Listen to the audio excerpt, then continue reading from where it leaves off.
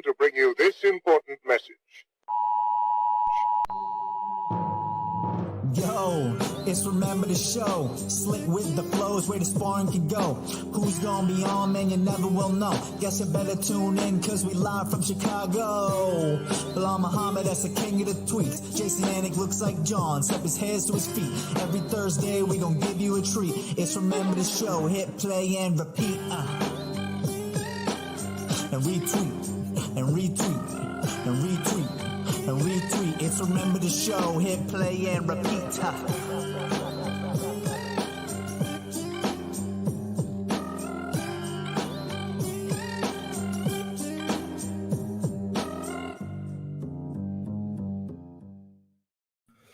What is up? That's right. Live from Nashville, Tennessee, episode 109. Remember the Show. Those of you join us live, we appreciate that you remembered the show tonight. That's Belal Muhammad in the flesh. First time doing it on site. Let's go, brother. Dude, can't get enough of this. So happy to be with you all. So happy to be joined with Belal in my presence. We're also going to see you all tomorrow night at the weigh-ins. We'll get into that later. But Nashville is hopping. Fight card is hopping. So how are you, first of all? Feeling good, my brother. You know, it feels good to actually be here touching you. Yes. It feels like we're a real thing now. So Nashville's been great. We've been here since Tuesday. Obviously, I'm down here with Nacho. Nacho's feeling good. Weight's on point. Today's the hardest day. So we just got to get through this weight cut. And then it's just fun time.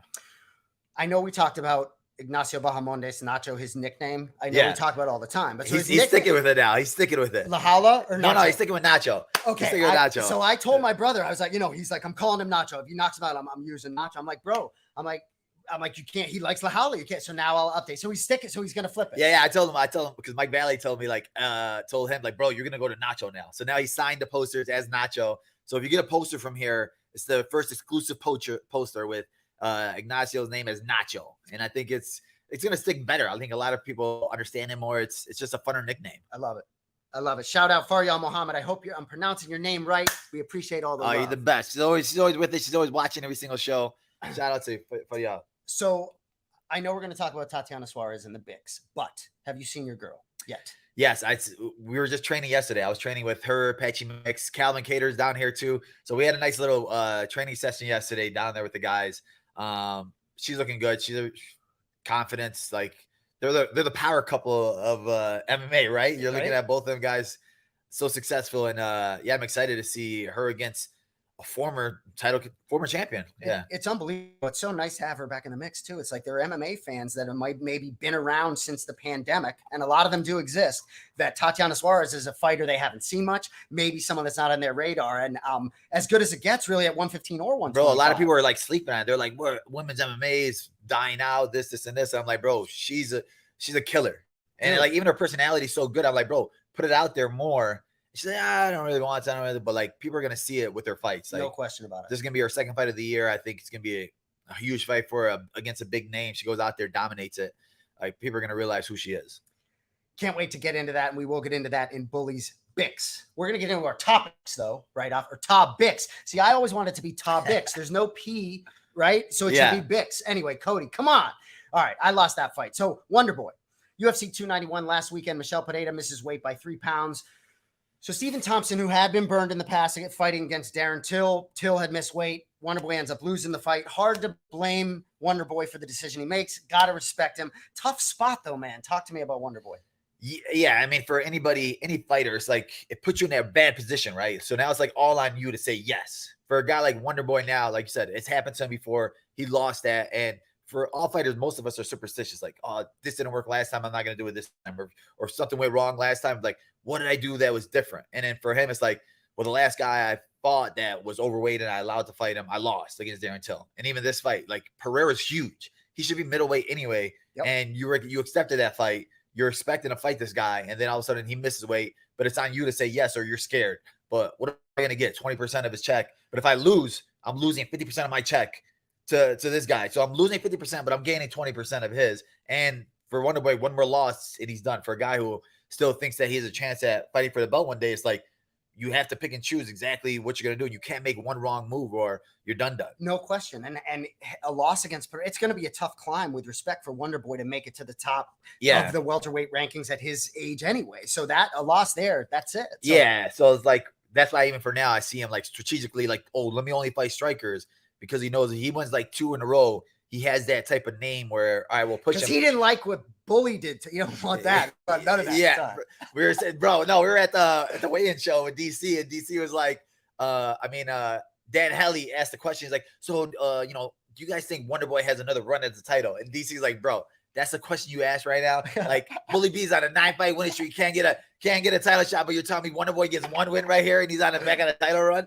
I'm like, it's funny, but it's like sad. Like, but it's like for a guy like Wonder Boy, obviously a huge name. He fought for the title twice. So it could happen for him to get like 2 wins in a row. And it's like, you're right back in the mix, especially if Leon is the champion after beating Kobe or something like that. He's a striker. So you're assuming that, all right, I'm going to go against a striker against Leon. You could try to sell that. But Yep.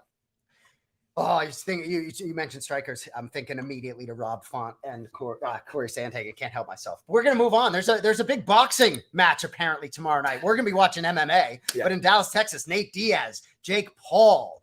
I'm gonna be rooting hard for the Stockton boy. You can be sure. But I don't know if we're gonna be able to watch it. But so we're gonna figure out if we're gonna be able to watch it. But how do you handicap Nate's chances? 10 rounds, right? Yeah. I mean, for Nate, that's what was his style, boxing, right? He's a good boxer. He's not a big power puncher, big volume puncher. And I was talking with Calvin. Calvin was telling me how he used to train with the Diaz brothers, and he was saying how like good they were, how good their hands were. Calvin got really good boxing, but he said he was like 18 when he trained with them. But he said that like they're the type that'll like train for like 10 hours. He said when I first got there, I showed up to the gym, and Nate was like leaving, and then like Cesar Gracie told him like, hey, I got this kid from Boston. You want to train with him? And Nate's like, all right, he just took his jeans off and he like got in the match already. And like sounds like Nate. Yeah, like this is a hardcore dude. So for Nate, I think he knows that he can't, like, Nate's not the type of guy. He's not like a Ben Askren where, oh, if I lose, at least I got paid. Like Nate doesn't want, that's gonna mess up his street cred. That's gonna mess up his MMA cred. Right? Yeah, to lose to a YouTuber. So I think that Nate probably took this seriously 100% because he knows it's only gonna lead to something else bigger, right? But if he loses this, he's done. There's nothing else. Because even in like the Tony Ferguson fight, he didn't look that great. Even though he got a finish, like his body looked flabby. He looked like, all right, a little bit of wash, but he won the fight. So now he gets his big fight against Jake. But if he loses this one, you're done. Like there's no coming back. Like if he wins this one, I come back for the trilogy with McGregor. I can fight one of these other boxers that want to fight me, KSI or something, Logan. Like there's a lot of big money fights out there, but he has to win this one. What if he goes 10 rounds tough? I mean, McGregor fought pretty well against Mayweather, did he not? Yeah. I mean, but there's levels, right? You're right. Yeah. I hear you.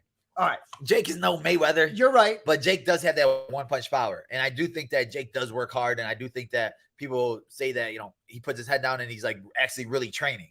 So I do think that Jake's not going to make it easy for him. And if Jake hits him in one of those power shots, Nate has one of the toughest chins in MMA, but he's still a lot bigger than Nate, I think. So if he does get put to sleep, that only levels up Jake. So for both these guys, it's like you need a win because Jake loses 2 in a row, he's done with. If Nate loses this one to a YouTuber, he's done with. So like I think both these guys are honestly going to bring action. I agree. And mixed martial arts needs a big win in the boxing realm. And I don't know if Francis Ngannou is going to get it. Well, if I could just chime in, is the best case scenario for Nate not the Conor fight? Conor obviously, the Chandler fight seems kind of like a gone with the wind. Fighting Gaethje, probably not likely. Like, doesn't a return against Nate Diaz to get a win kind of seem like the best case scenario for him right now? Honestly, that's the thing right now. Conor, he's doing all this talking, but I said like he loves the attention. He's getting the attention right now. Just one tweet about Gaethje, now Gaethje's giving it to him. Gaethje's feeding into it, and that's what Conor wants. Even if he's probably just sitting at home, not even wanting to fight right now, but he's like, I know these people want it so bad. They want to fight me on the red panty night. So he's getting all this attention. I think Nate wins this weekend. What is he going to do? He's going to make a tweet about Nate. Oh, I'll box you up. And then all of a sudden it's going to get attention and people are going to run with that. So like, I'm interested to see if he actually, I don't think he's going to fight again, honestly. I think he's just like, he's been out of the realm so much that he needs that attention. He craves it. Like he's not getting it from his movies. He's not getting it from Tough. He's been losing at Tough. So like he needs it for something else. So it's getting off of the backs of somebody else's win or somebody else's fights. I'm surprised we even made this fight a topic. Go ahead, Cody. You got something chomping. Well, I was just going to say, who do you think the first name is going to be out of Jake Paul's mouth if he beats Nate Diaz? I mean, Conor's name is going to be injected into this conversation on Friday, regardless. Well, and I was just about to shift the conversation because I don't none of these entertainment fights interest me. I don't care about the box office. I want the guys fighting based on merit. Let's move on. The baddest mother fudger. See, respect you with that mother fudger. Justin Gaethje. So tremendous leg kick, Dustin Poirier victory. We talked about all week. But what I want to talk to you about. So this does set up Gaethje for potentially the winner of Islam Makhachev Charles Oliveira, which is happening in Abu Dhabi. He said not going to be the backup unless they back up the Brinks truck, which is well documented. So of course, nothing's been announced in the welterweight division. But unless I'm mistaken, and my Twitter fingers sort of alluded to this, but you're in a very similar position to Justin Gaethje, and I'm interested to like the position being a backup because some of us don't fully understand. Like, talk to me. You're in a similar position as Gaethje, correct? Yeah. Yeah, so to be a backup, you're going to sit there and dedicate your time to training for two guys. You're going to have a full camp. You're going to kill your body to make the weight, to get down to that level, be in shape because you never know what'll happen. But I'm sure Gaethje's the same way as I am. I would take it serious to the point of, all right, I'm focusing on both guys. And I mean, unless you're getting a big paycheck or a good paycheck for it, it's really not worth it for you because camps take a lot out of you. Camps take miles off of you because the training camp is harder than the fight. You're in the fight 15, 25 minutes. The training camp, you're going hours and hours and hours of breaking your body down. And I think that's where most fighters get their injuries, get their, lifelong freaking stuff that you got to live with forever. It's like, oh, I got this from that. Oh, this was from training. This was from that. And it all happens in the training camp. So if you're going to do a championship fight training camp, like Gaethje said, you have to get paid very well. Like, it's not going to do it for 10, 20K. It's like, bro, that's not worth it for me. I'll sit there and wait for the title shot. And I know Gaethje's guaranteed the title shot next. There's nobody else in that division for him to fight. So it's like, all right, if I'm Gaethje, I'll wait till next year for the title shot. For myself, it's like, unless you're going to pay me, it's like, all right, well, I'm cool. I'm only getting better. I'm training with these guys.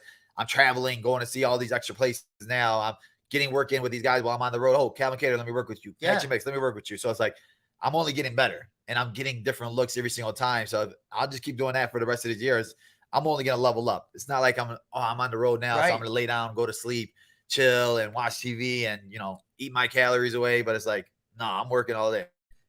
Reps all day. Speaking of calories, so I saw on your Instagram. So Chef Larios wouldn't have a donut the other day. Is that correct? but you let yourself have a donut. You probably burned 5,000 calories a day. We did it. We were like, they were getting coffee because we were going to lift, and he's like, "Oh, this is the best donut place here." So I was like, "Who said that, Chef?" Chef, yeah, because he's down here with Jelly Roll. They live down here in Tennessee right now, so he's working with him right now down here. So he's like, he picked me up. We went down there and we just got the coffee, and he was like, "Oh, these are the best donuts." I'm like, "Bro, if we're gonna go lift, I'm not gonna go eat a donut right now."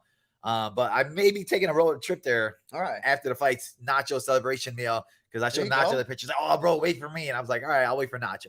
So you did abstain. That's pretty good. It was. Yeah, we're good. I'm a sweet tooth guy, so I was like, you know what? My boy's not eating. I'm not gonna eat either. Well, I like that you changed his name in your phone to Jelly Roll Chef. It's like Ian's name in your phone just constantly changes. Yeah, I did it. I was waiting for people to notice. And then I had like 3 or 4 guys notice. And then he's like, "Oh, that's what we're doing." And then the day before we were in the sauna and he was like just cracking his like big toes with his like fingers. And I like tagged Jelly Roll. I'm like, "Bro, this is the guy that touches your food." He said, "Bro, take that down." I was like, "Bro, you're in the sauna. You're obviously going to shower." He said, "Oh, you're grimy." I was like, "All right, I'll take it down. I'll take it down."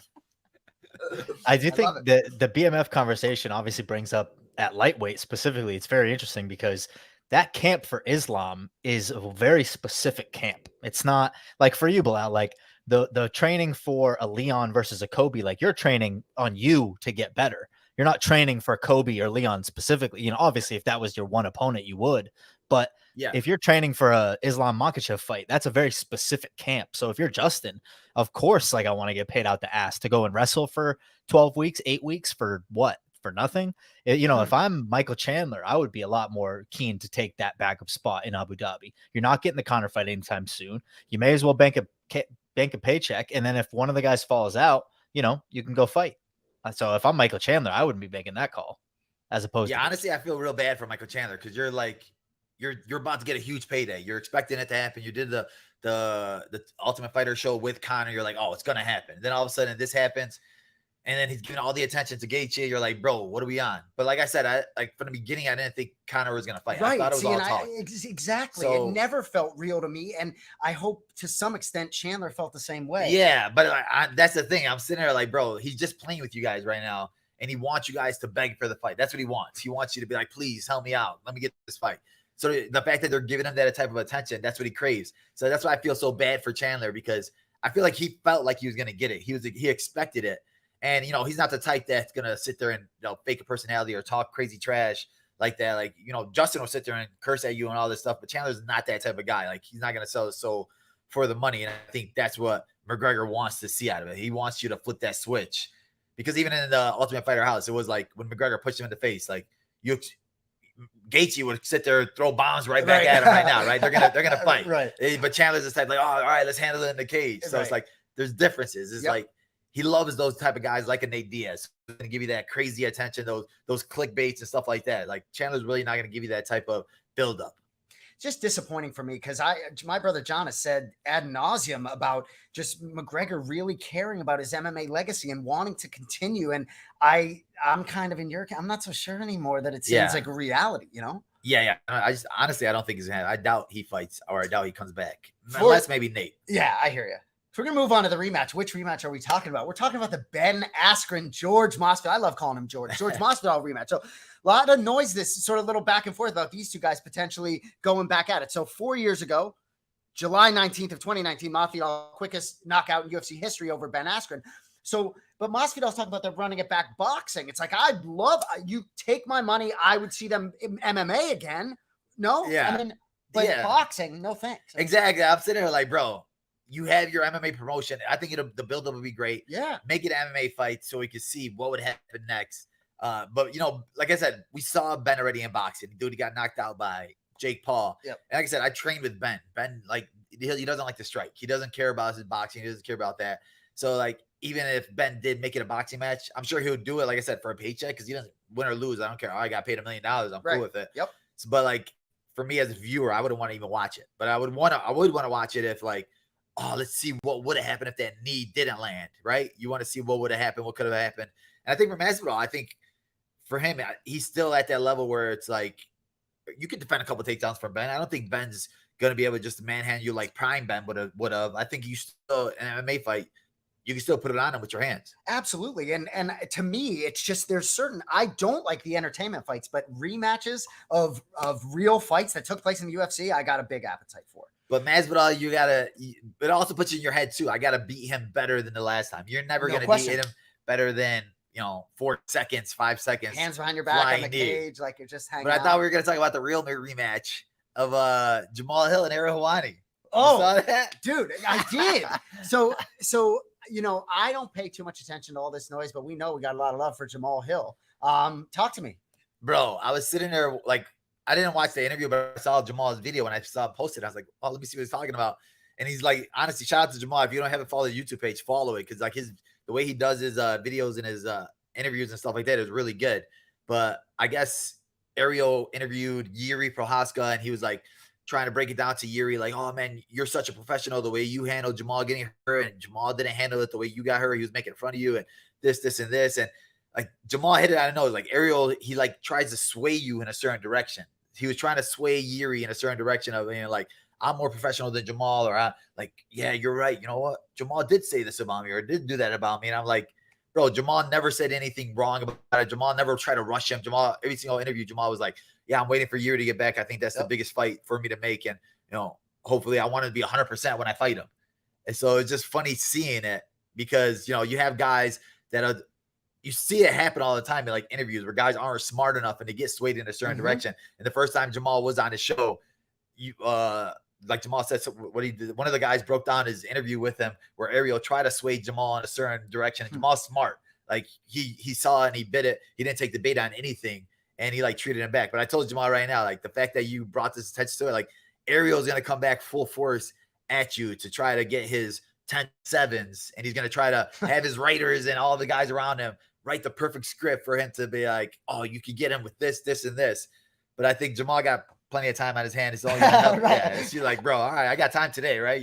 I'm chilling at the house, recovering from my injury. So I think I'm interested to see what happens next for Jamal. He's like good with his words. He's smooth with everything. Absolutely. He's not dumb. He's not just a dumb fighter where I think that Ariel catches a lot of these guys with his words, and he gets you into that moment of getting overheated, and he wants you to come back at him so he could attack you and be like, oh, I 10-7 that guy. I told you guys I'm better than you in this. These guys want to keep attacking me, when in general, it's usually him putting it out there, putting the bait out there. Once you grab that bait, then he just comes full force at you, makes you look dumb.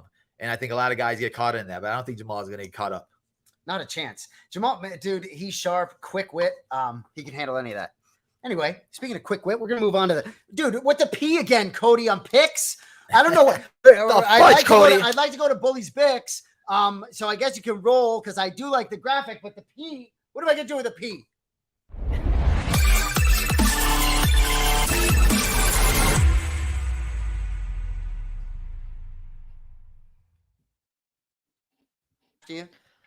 The P is because if I put Bix, and everyone in the comments is gonna be like, "Oh, fucking Cody's a clown. He spelled Pix wrong." I guarantee that's what it would be. You know situation, dude. Fudge the comments. Yeah. Exactly. All right. UFC Fight Night: Sandhagen versus Font.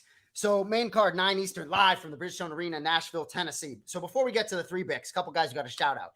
Definitely shout out Nacho. Let's go, Ignacio Bahamondes. Does have a tough opponent, Ludovic Klein. I can't wait to see that fight. Let me ask you, where are you going to be after?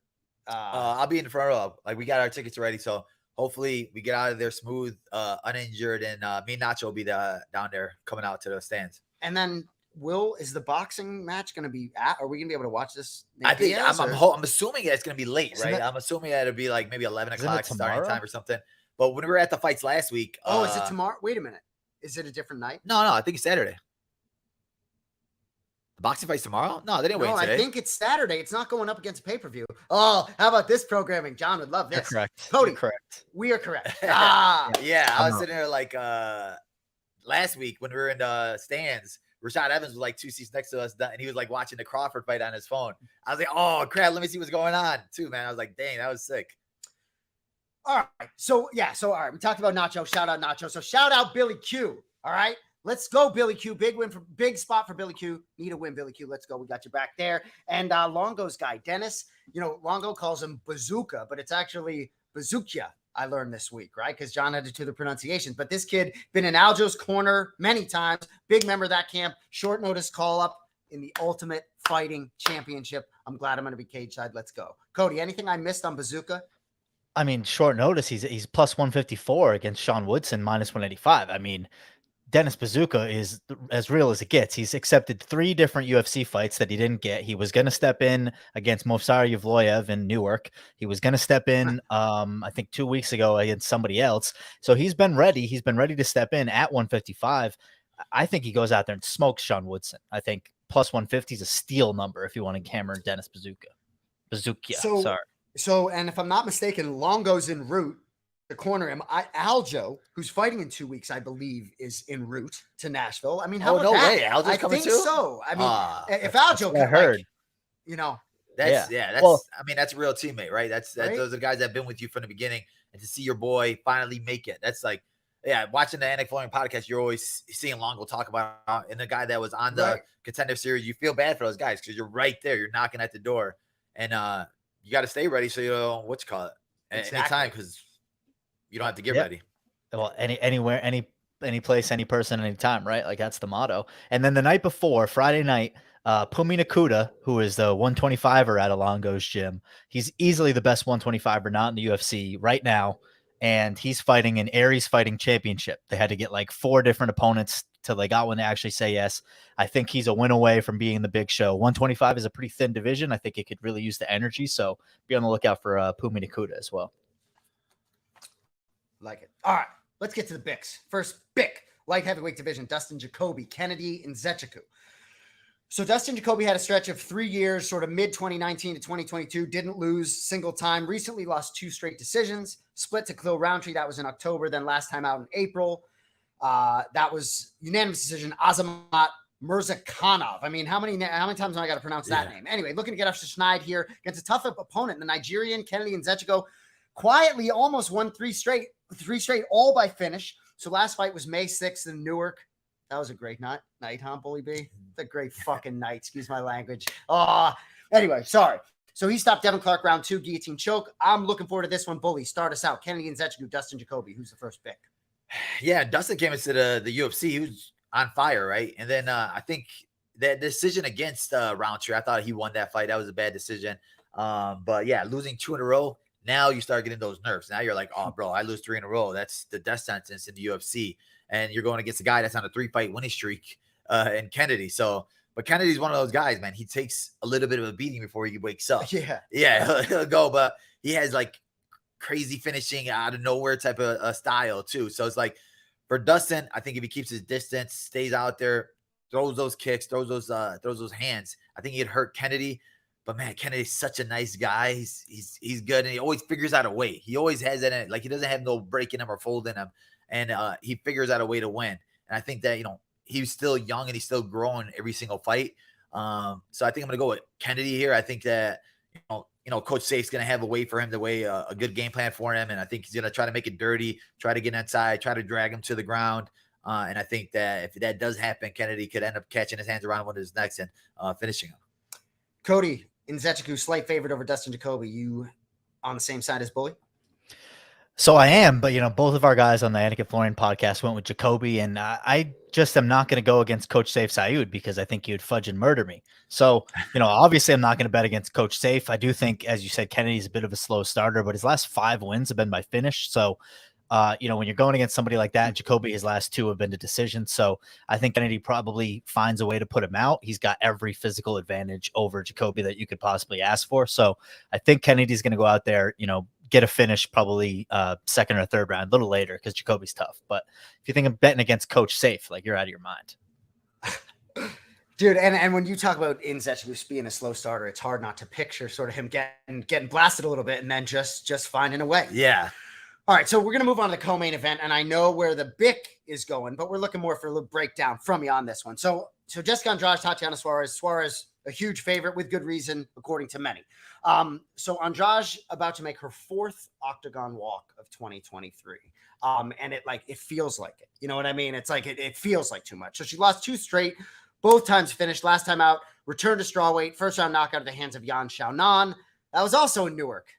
Good night for Belal Muhammad, by the way. That was in my notes. So prior to that, it was the Aaron Blanchfield coming out party, if you recall. Choked out. That was back in February, I believe. So your girl Tatiana, 9-0 as a pro. I know she had that 3.5 year layoff in there. But it's like you think about her victories. She beat Alexa Grasso, and fascinating on that card. That was back in 2018, but that was Maia versus Usman, the main event back then. Oh, wow. I love thinking about former, remember the name, opponents. Anyway, certainly a step up in competition here for Suarez after beating De La Rosa, submitted her. That was back in February 25th. Jessica Andrade is always, for me, like I'm super excited to watch her. It's very rare that I'm more excited to watch her opponent. In this situation, I am. Talk to me, Tatiana Suarez, Jessica Andrade. Yeah, Jessica always going to bring it. She's always going to throw the same style. She gets the girl up. She's going to slam her. But, man, she's just running into the wrong opponent this one. Sometimes fighting that many times is not a good thing. For a lot of people, if you're on a good streak, you're rolling right now. Let's keep it rolling. Let's keep winning. But, like, for her, you're on a 2-fight losing streak right now. You're not growing in between fights. You're not getting better in between fights. And we see it in her fights. She's still the same fighter she was 2 years ago.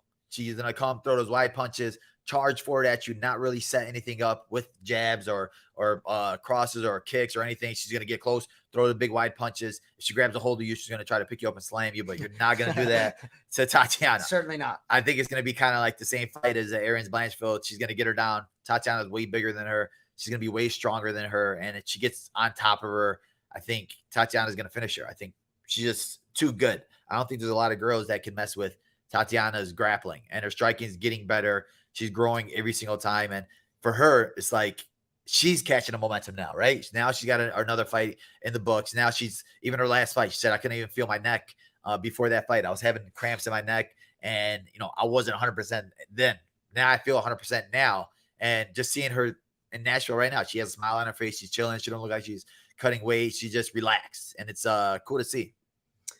Man, I'm excited to watch her run up. Like she's such a good human being, and people really don't know who she is. I can't wait to see it. Cody, I mean, I don't bet MMA, right? And Bully certainly doesn't, but But Cody, Cody, you last weekend had you bet I think you had a pretty good feel. Tatiana Suarez, to me, it's like everyone I talk to. I mean, I haven't found anyone like an Andrage here. So Cody, I mean, are you going to the window here for Suarez? A big wager?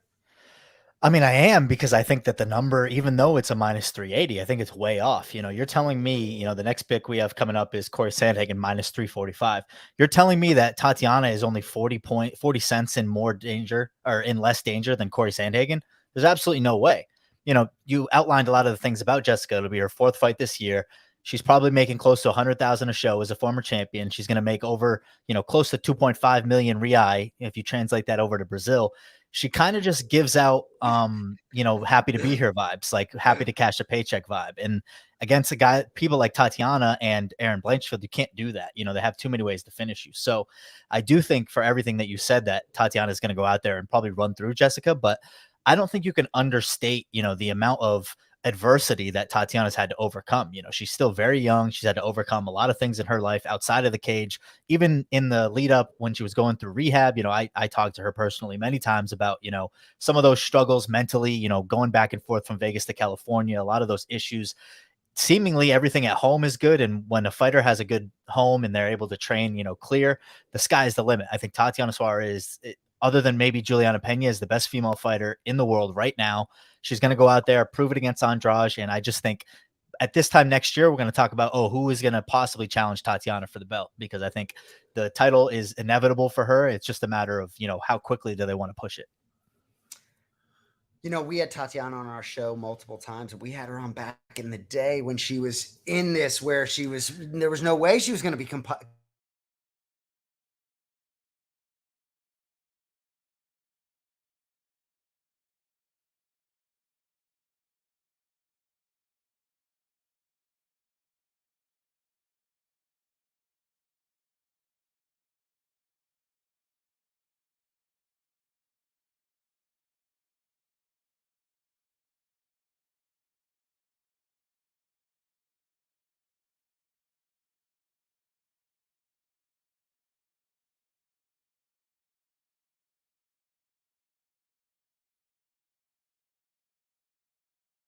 competing imminently. So we back?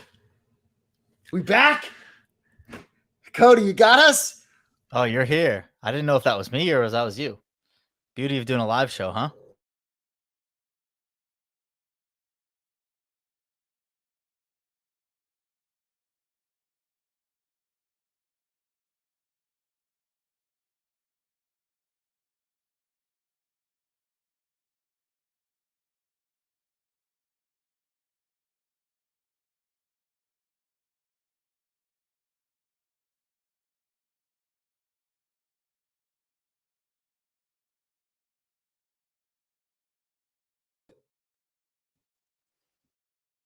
Technical difficulties, folks.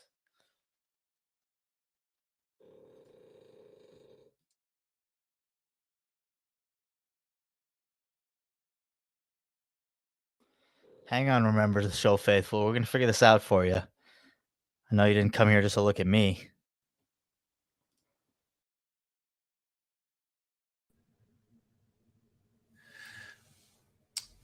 All right. You got us? Everyone was getting the Cody Merrow show. It was, during good time. We lost like 30 followers. It's great. Oh, hey, no, as long as they're getting the Cody Merrow show, we're good. But we're going to move on to the main event. All right. So it was to be Umar Nurmagomedov. It is now Bob Font. I'm going to call him Bob Font from Leominster, Massachusetts. I can't help myself. Anyway, so that's short notice opportunity for him. Rob Font wanted 3 rounds, did ask for 3 rounds, was denied. Standard UFC 5-round main event. So anyway, dude, Font has fought everybody, murderers row the last 5 years. Impressive first round knockout last time out against Adrian Yanez, friend of the program. So anyway, Font a friend of the program too, but Sandhagen might be his toughest test yet. Sandhagen thinks he deserves a title shot next if he beats Rob Font. I can't wait for this one. We don't know where the Wi-Fi is going, so bully. Main event, can't wait for it. I think I know where you're going. Break it down. Who's the pick? Man, this is one of those fights, right? It's definitely, it's just as good as the last one. I think with the Umar fight, I think it had a lot of excitement because Umar's undefeated.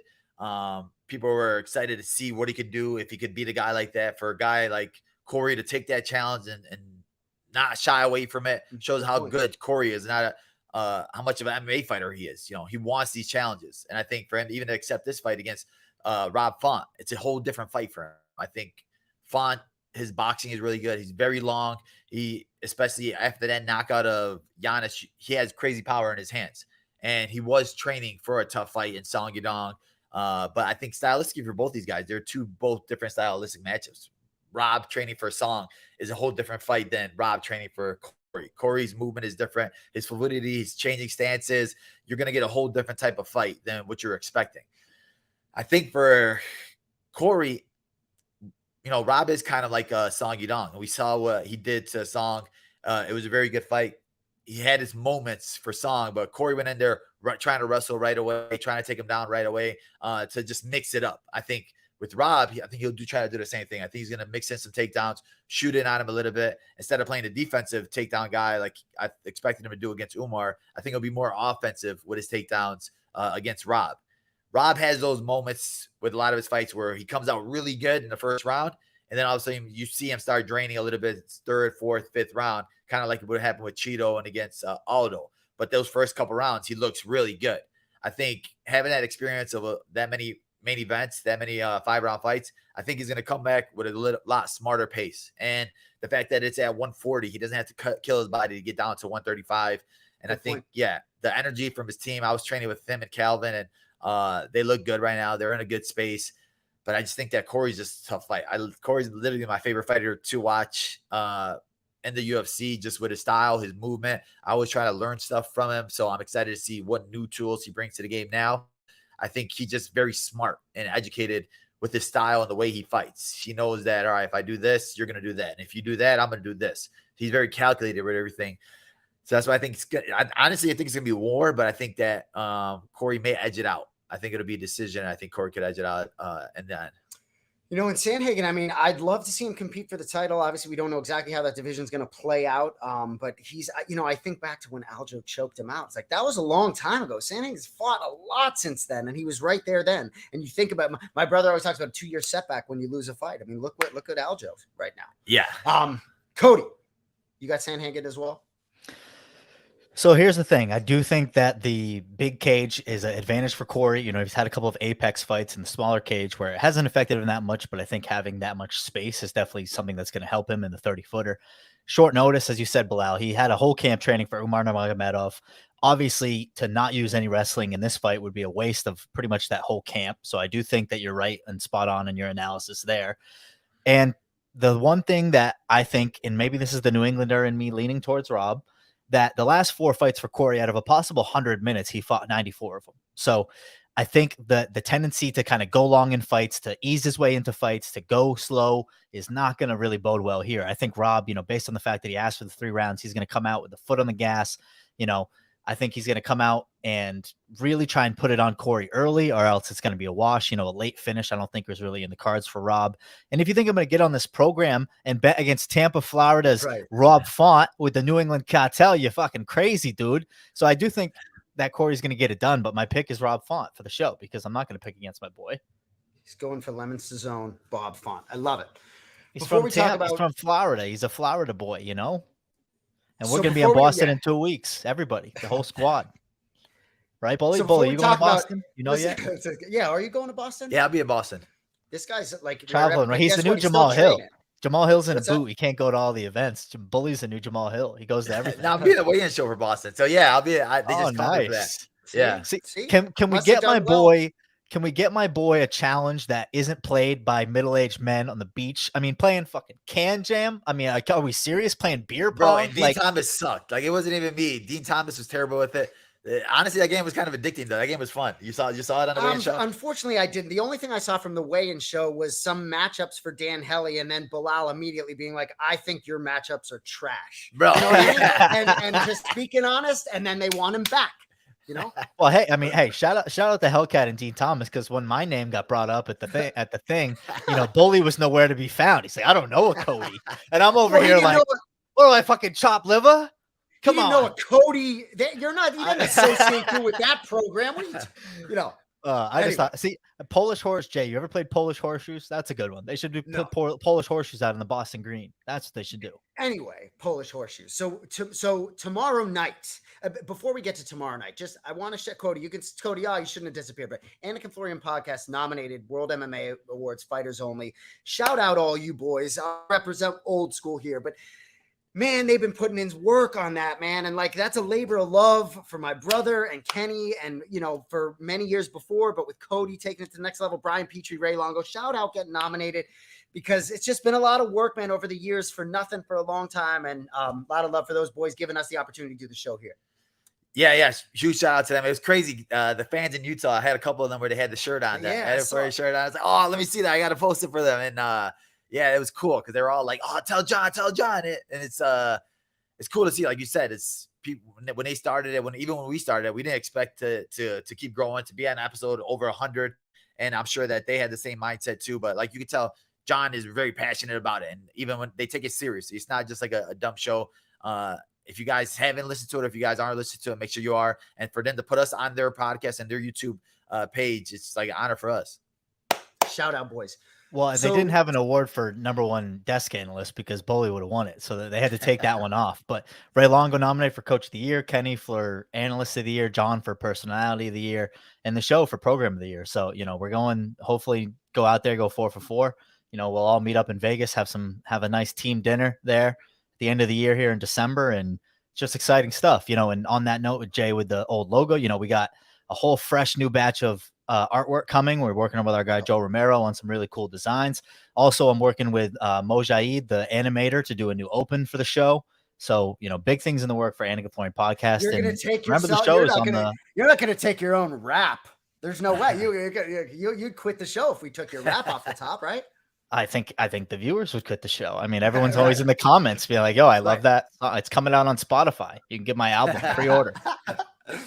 Anyway, so tomorrow night, what's going on? So the ceremonial weigh-in, and we're just going to be outside. Yes, tomorrow night we're going to be outside the weigh-in show. We're going to have trivia questions for you guys. We're going to have face matches for you guys, and then there's definitely going to be prizes, but there's definitely going to be punishment. So if you guys are down here in Nashville, it's going to be a fun time. Find us both. We're going to be together. I think we're going to have it set up a lot better this time. But find us. We'll be out there on the street. And come ready to perform. I mean, the performance at UFC X by the fans was pretty disappointing. We're awful. Like, bro, it's terrible. And there's not a lot of people here that are knowing that there's actually fights here. We've gone to a couple of places and they're like, "Oh, what are you guys here for?" We're like, "Bro, we're here for the UFC fights." They're like, "Where?" When? So we're letting you guys know now. Spread the word out. Bring your family members. Bring your parents. Anybody who knows anything about UFC, bring them to the weigh-in tomorrow. We'll see y'all tomorrow night. For the great Belal Muhammad and Cody Merrow, my name is Jason Anik. We appreciate you joining us, and remember the show. We'll see you next Thursday night. Enjoy the fights. Peace.